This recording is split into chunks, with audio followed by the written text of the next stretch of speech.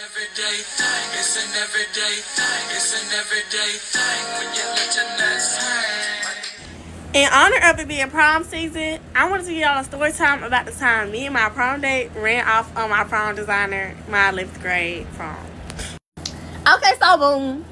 I knew I wanted, well, I didn't even know they sold like pre-made prom dresses during this time. So I didn't even do that much research. I just looked up this girl who I knew got a custom dress for prom and chose the designer she chose because her stuff be cute, period.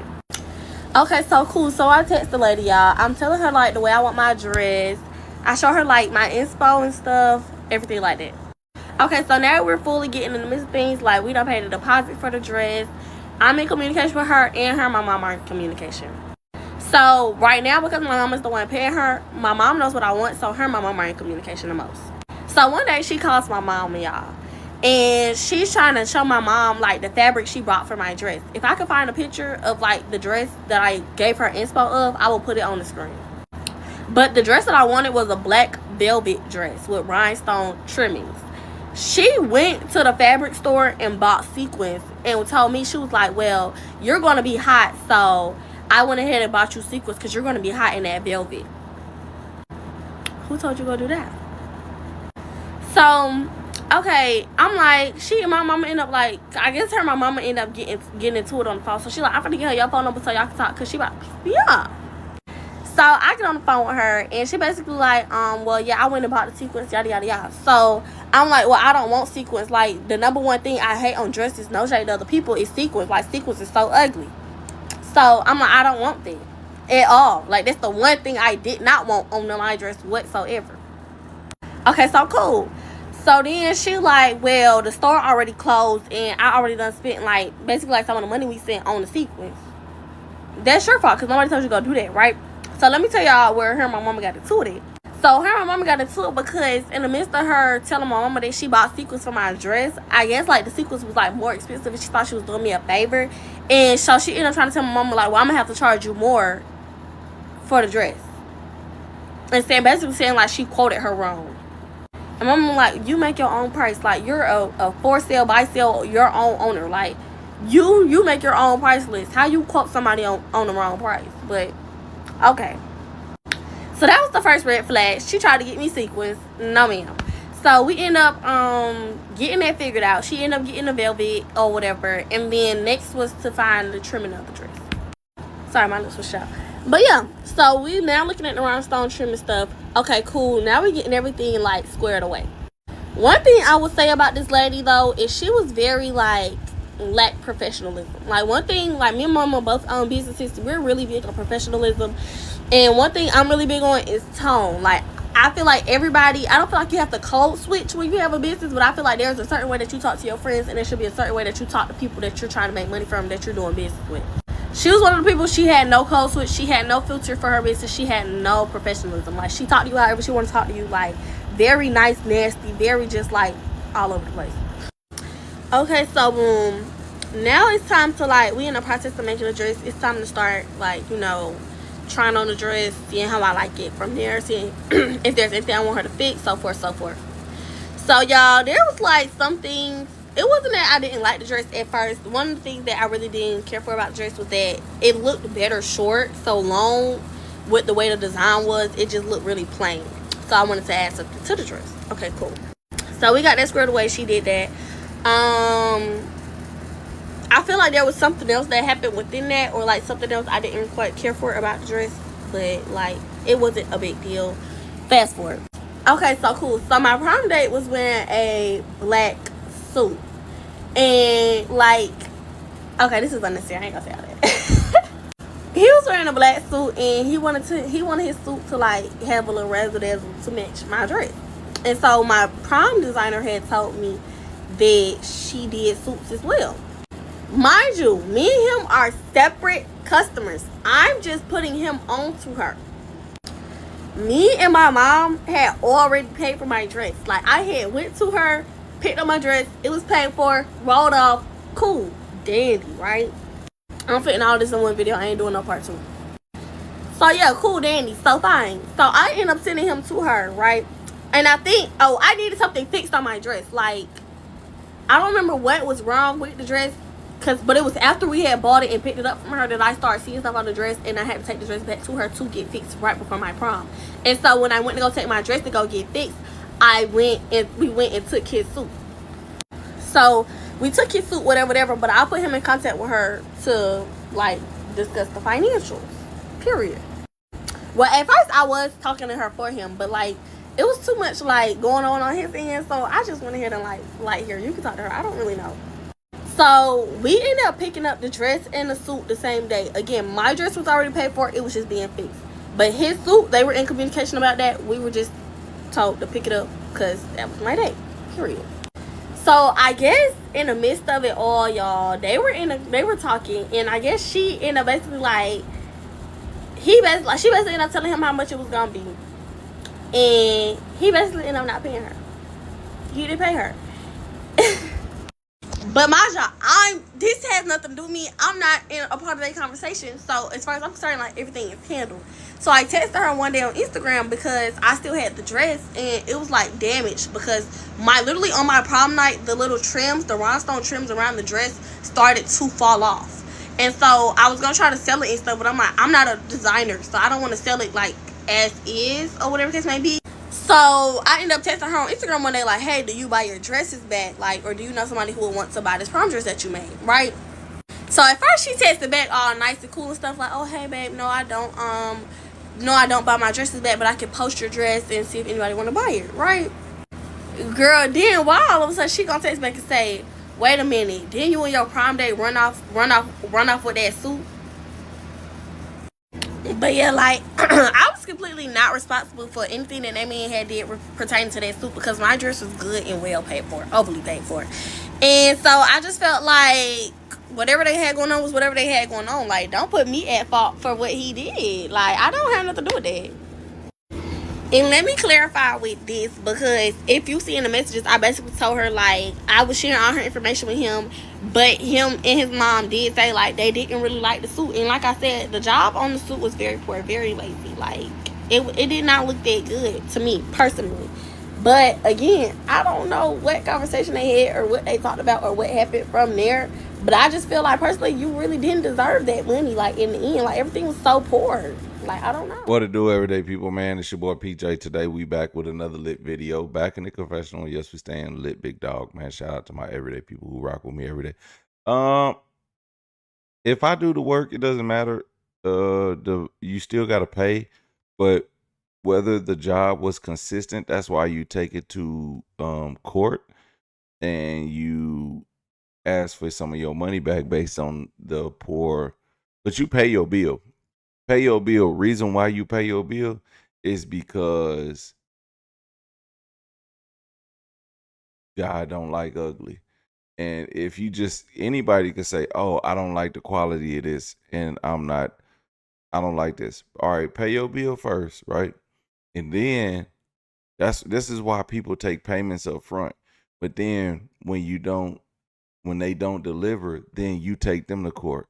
But see, now, because y'all didn't pay, if she was to take y'all to court, y'all would have to pay. It doesn't matter if the quality wasn't as good as you wanted it to be. You never paid. You never paid for that person's time. You never gave that person the opportunity to fix it. So the fact that you didn't pay or anything, now you're liable. See, people don't understand that. They think that just, oh, well, I didn't get what I wanted, so I'm not paying. No, that's not how that works. You don't pay, it don't matter. The job was done. The work was done. It doesn't matter if it wasn't up to your standards. The work was done. Then on the back end, you could say, I paid for this quality and I got this. I deserve some of my money back for not having the quality that I paid for. And that is how you do that. But you're not going to get all your money back, and you're not going to run away with nothing because somebody spent their time doing something. It doesn't matter. And I hate it that it's always us, and we do it to us. And we do it to everybody. Honestly, we do it to everybody, but we do it to us. And it's just like, man, that just make you not want to do business with us because it's like, you know what, this is how it is. I said this like 50 times. I hang up TVs, right, for a business, a side hustle. And I make, you know, decent money doing this, right? So the thing is, when I'm hanging up TVs, I'm giving you a quality work. And then when somebody calls and they say, "Hey, this is this and this," and before I even hang up, it was one that I hung up right above a chimney, and it was in an apartment, and they used a swivel. So think about it, a swivel um mount, swivel mount. You're in an apartment. The apartment is small, and you want it above the chimney. And I'm like, you don't have that much room, but I can make the swivel. I was like, the TV, the size of TV they had, it barely gave enough clearance for the roof and for the chimney. And I was just like, man, I said, this gonna barely work. But if it works, you know, for the most part, you're going to have to watch this TV a certain way. If you move this TV, you're going to have to adjust it. And this is my thing. People don't understand when you get swivel TVs, you will have to adjust it because as you pull the TV, you're pulling the TV up or down. Like you don't understand it. It's a long story, but anyway. So they get mad. They're upset about their service and how much they paid for it. I'm like, I told you exactly what it was. But the thing is, you bought a TV that only gave me so much clearance and you wanted a swivel TV to fit in an apartment that you have to either watch it straight up or you have to watch it from an angle. And if you watch it straight up, then the people who watching it from the side ain't gonna be able to see it. Either way, it was dumb, stupid, and they wanted. Oh, I should get no. You don't get no money back because I told you exactly what you getting. Like I charge more for swivel TVs because they're more difficult to deal with. They come with more issues. They don't work like they supposed to, and the fact that you had me do it over a chimney, which should have been more, but I didn't charge you more. But the fact that I do it over a chimney should be more, man. But you know what? I had these white customers, right? And I did they were right down the street from my aunt's house. And they knew who my aunt was. I don't remember who recommended them. I think it might have been my aunt who recommended them, matter of fact. 'Cause some way or another, that's how I got out there. But I put their TV on the chimney. And I said I usually charge more for placing it on the chimney because of what can happen. But see, you can only use certain things and you have to line it up right. And there's only so much you can do because of the bricks on the chimney, because you don't want to pierce the actual chimney, because then when you pierce the chimney, you're gonna have smoke coming in your house. You don't want smoke coming in your house when you. And yeah, and people don't know your chimney is only like a tube, not like that whole brick thing. This ain't 1960 when you got the whole brick thing. It's just a tube, but you don't want to pierce that. And also, it's like, so it's so much stuff, and you want your TV to sit up there forever. And I was like, y'all putting a very small TV up here, but if y'all decide to go with a bigger TV, it won't be hard to adjust to add put a new stand on her with a new mount on her with the same screws. and that way you don't have a bunch of holes in your chimney because you're going to have to cover them holes up. But I did good on that. Thing is, they paid me full price and they tipped me, and I was out of there within an hour. But see, and you know what? When I did that, this is what happened. They even put me on game. This is the one that was the job that told me I'm charging too less. Because when I charged them, I think I charged them like $75 to hang up on a chimney. And it wasn't even that much. They said Best Buy was trying to charge them $500 to hang up on a chimney. I was like, $500? And I was like, damn, that's crazy. Because they had all the plugs up there. They had everything. I zip tied stuff. I said, this is how you gonna run your cords. I showed them how to run their cord to the nearest plug. I said, unfortunately, these new houses don't come with plugs around the chimney, so you're gonna have to run a wire, whatever the case may be.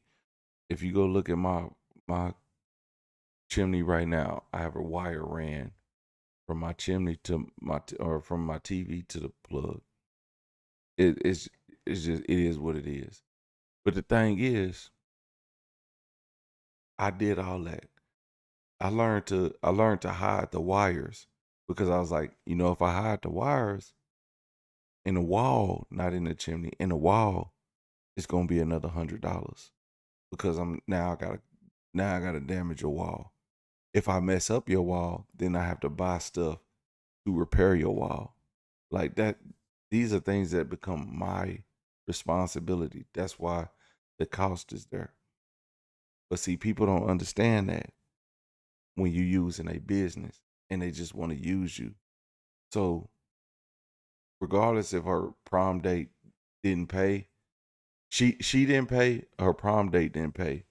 But your prom date should have paid because that left y'all open to be liable for a lawsuit because y'all didn't pay. You need to start paying. Start paying these people that do their job. It don't matter if they don't do it right. Sue them on the back end, or just take your losses if it's not worth suing. Honestly, or just don't accept the product.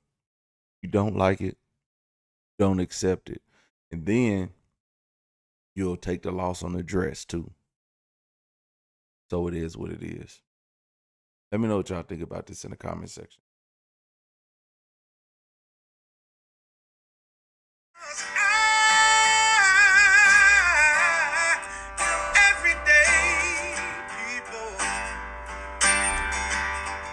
Day and night. For some women, it can start working in as fast as 1 week.